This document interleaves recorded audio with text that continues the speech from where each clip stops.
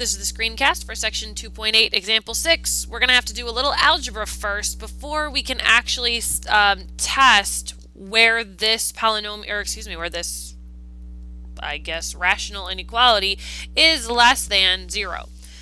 So I'm going to find a common denominator between these two. And as we did before with finding common denominators, you are going to make sure it is very clear to your grader exactly what is happening in your problem. So I'm going to leave plenty of space next to the old pieces of the function so that I can clearly show that I'm multiplying by some new pieces of the function. I'm multiplying the first term by x minus 1 over x minus 1 and the second term by x plus 3 over x plus 3. And that should be less than 0. Now you treat the numerator and denominator differently. General rule of thumb is go ahead and multiply out the numerator because you're going to have to combine like terms, but that denominator you want to keep factored out in case something cancels. So I'm going to take 5 and distribute it over x minus 1, so 5x minus 5. And then I'm going to have plus 3x plus 9. And that whole thing will be over my common denominator of x plus 3 times x minus 1. And that should all be less than 0. So now in my numerator, I'll have 8x plus 4 all over x plus 3 times x minus 1.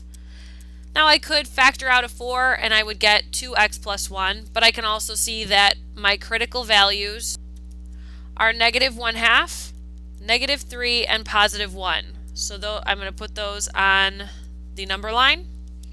And I'm going to go ahead and test each of those intervals. So now that I've tested each of those intervals, I can make my conclusion that the x values that will make this rational inequality less than 0, so negative, are anything from negative infinity to negative 3, but not including negative 3. Then again, between negative 1/2 and 1, those x values will also make y values that are less than 0.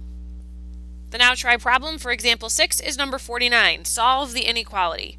So again, I'm going to write out the original problem and make sure it is very clear what I am multiplying each of the original terms by in order to get a common denominator. So I'm going to multiply the denominator with an x plus 1, that term, by x minus 3 over x minus 3.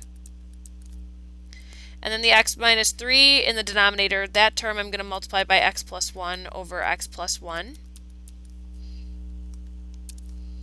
So I'm going to do a little bit of, well, I don't need to distribute in this one, but I have x minus 3 plus x plus 1 all over my common denominator, x plus 1 times x minus 3.